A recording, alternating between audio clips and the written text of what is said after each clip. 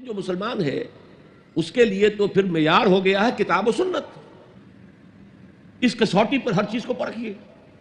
اگر اس کے خلاف کوئی بات ذہن میں آ رہی ہے تو اسے وسوسہ شیطانی سمجھیے، لاہور پڑھیے، اس کو جھٹک دیجیے، اسے زبان پر بھی نہ لائیے. اس لیے کہ جب تک وسوسے کو آپ زبان پر لا کر بیان نہیں کرتے کوئی گرفت نہیں ہے. اس لیے کہ شیطان کو یہ اختیار اللہ نے دے رکھا ہے.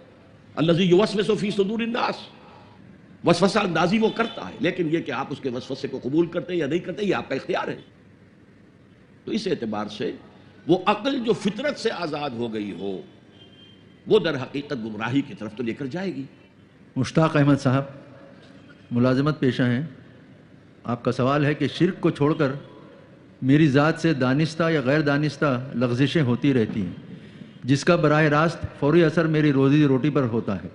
توبہ کرتا ہوں، نادم ہوتا ہوں، ضمیر بھی ملامت کرتا ہے، لیکن پھر گناہ کی کشش شجر ممنوعہ کو چھوڑے بغیر نہیں رہ سکتی. کیا انسان اس حد تک کمزور ہے؟ تدارک کیا کرنا چاہیے؟ تدارک کیا ہوگا؟ دیکھیے، تدارک تو یہ ہے کہ اپنے ایمان کو اور گہرا کیجئے، اور گہرا کیجئے، اور گہرا کیجئے.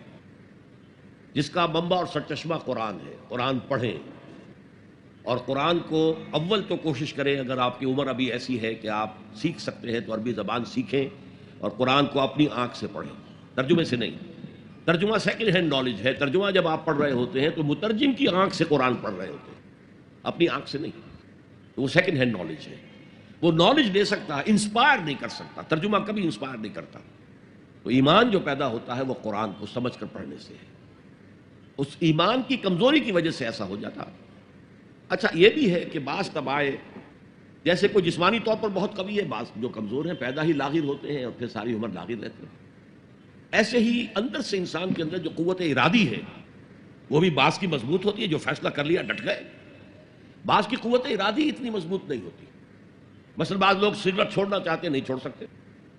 8 مہینے 10 مہینے پھر اس کے بعد جو ہے وہ دوبارہ عود کر دیا. تو یہ وہ ان کی جو ول پاور ہے، اسٹرینتھ آف ڈٹرمینیشن، وہ کم ہے.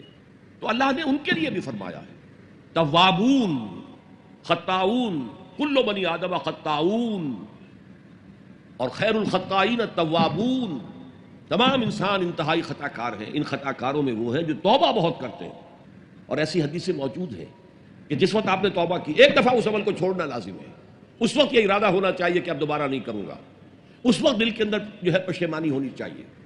اور اگر وہ حقوق و لباد کا گناہ ہے تو یا تو جس کا پیسہ مارا ہے اس سے معافی حاصل کریں یا کمپنسیٹ کریں. اس لیے کہ حقوق و لباد کے جو معاملات ہیں وہ اللہ معاف نہیں کرے گا. اپنے حقوق کو معاف کرنے میں وہ بہت سخی ہے.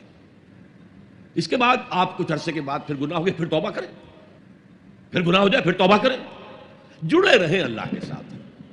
میں اس کی مثال دیا کرتا ہوں، کسی بچے کو ماں مار رہی ہے، وہ بچہ ماں ہی سے لپٹ رہا ہے. اسی طریقے سے اللہ سے لپٹے رہو اور سمجھو کہ ہاں یہ مجھ سے گناہ ہو رہا ہے، پھر دوبارہ. تو اس لیے کوئی حرج نہیں ہے. اگر آپ کی قوت ارادی کمزور ہے تو اللہ تعالیٰ جو ہے آپ کی جو بھی قوت اس نے آپ پہ رکھی ہے، آپ کے جینز میں کوئی کمزوری ہے تو میں بیان کر چکا ہوں کہ جو شاکلہ انسان کا ہے، قل کل یعمل علی شاکلتہ، یہ وہ جینز کے ذریعے سے بنتا ہے اور ماحول کی وجہ سے بنتا ہے. لہذا اس کے اندر اندر ہی آپ عمل کر سکتے ہیں. تو اللہ تعالیٰ جانتا ہے اور ہر ایک سے وہ اس کی وسعت کے مطابق حساب لے گا. لا یکلف اللہ نفسا الا وسعها.